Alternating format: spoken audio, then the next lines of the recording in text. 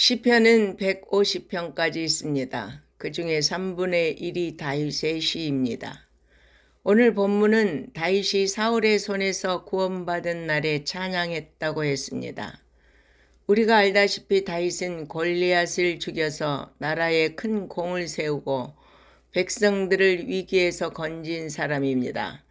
그런데 백성들이 다윗을 좋아하고 사울은 천천히요 다윗은 만만이다라고 사람들이 칭송하자 사울이 시기질투로 죽이려고 쫓아다녔습니다. 우리는 다윗의 결론을 다 알고 있습니다. 그를 죽이려던 사울은 전쟁에서 죽고 하나님이 지켜주시고 함께 하셨던 다윗은 결국 왕이 되었고 그는 왕이 되어서도 어디를 가든지 하나님이 함께한 왕으로 기록되었습니다. 그래서 다윗은 절체절명의 위기에서 건져주신 하나님이 어떤 분인 것을 너무나 확실히 체험했기에 하나님을 믿고 더욱 의뢰하고 사랑할 수밖에 없었습니다. 하나님을 체험하게 되면 하나님을 의뢰하게 되고 사랑하게 되고 그분의 말씀에 순종하여 따르게 되니 자신이 체험한 하나님을 백성들이 확실히 알기를 원한 것입니다. 하나님을 맛보아 아는 사람은 지금도 동일하게 다윗처럼 하나님의 함께하심을 경험하는 삶을 살게 될 것입니다. 성경은 세상에는 두 종류의 사람이 살고 있다고 말씀합니다. 하나님의 뜻을 따르지 않고 자기 좋을 대로 사는 사람과 다윗처럼 하나님이 세상을 다스리시는 창조주 하나님이심을 분명히 확신하고 하나님의 말씀에 따라 순종하는 두 부류의 사람이 있음을 분명히 말씀하면서 우리에게 어떤 길을 선택해서 살 것인지 분명한 정체성을 가질 것을 교훈합니다. 사무엘상 2장을 보면 엘리의 두 아들 홈니와 비느하스는 제사장인데도 하나님을 알지 못하여 그들이 악을 행했다라고 말씀합니다. 그들은 하나님께 제사를 드리고 난 후에 제사장이 고기를 먹을 수 있었는데 제사를 드리기도 전에 종을 시켜서 고기를 탈취해서 먹었고 회막문에서 수종드는 여인과 동침하는 악을 저질렀습니다. 그런데 아버지 엘리 제사장은 아들들의 악행을 알고도 그들을 엄히 책망하지 않아 하나님의 심판을 선고받고 전쟁을 통해 한날에 죽게 됩니다. 그들은 하나님을 멸시하는 악행을 저지르고도 하나님을 두려워하지 않았고 죄를 심판하시는 하나님 앞에 회개하지도 않았습니다. 이스라엘 초대왕 사울도 마찬가지입니다. 그는 처음에 하나님의 기름 부음을 받고 이스라엘 초대왕이 될 만큼 하나님을 경외했고 겸손했습니다. 시작은 참 좋았습니다. 그런데 중간에 변질되어 타락한 것이 문제입니다. 사울은 나라가 강성하고 왕권이 강해지자 제사장만이 드리는 제사를 자기가 직접 드렸고 아말렉을 진멸하라는 명령도 불순종했습니다. 그리고 선지자 사무엘을 통해 하나님의 책망을 듣자 하나님께 회개하지 않고 변명하기가 바빴습니다.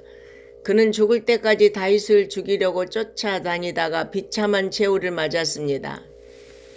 하나님께 내 마음에 합한 자라고 칭찬받은 다윗도 범죄하였지만 나단 선지자의 책망 앞에 한마디도 변명하지 않고 엎드려 회개하고 하나님의 모든 징계를 달게 받아 정금 같은 믿음의 사람으로 인정받았습니다.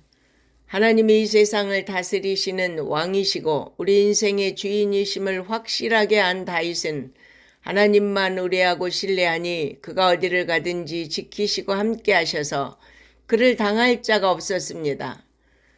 철로 역정은 존 버년의 책으로 당시 영국이 성공회가 국교였는데 청교도 신자는 설교를 금지했습니다. 그런데 이를 어기고 설교했다는 이유로 12년 동안 옥살이하는 가운데 쓴 책입니다.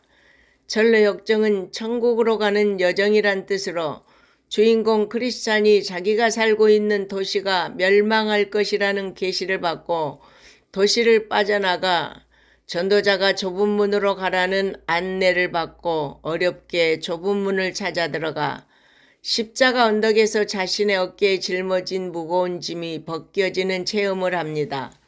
그리고 나서 바로 천국문에 이르렀으면 좋으련만 많은 어려움과 죽을 고비를 넘나들며 어렵게 천국문에 이르게 되는 내용입니다.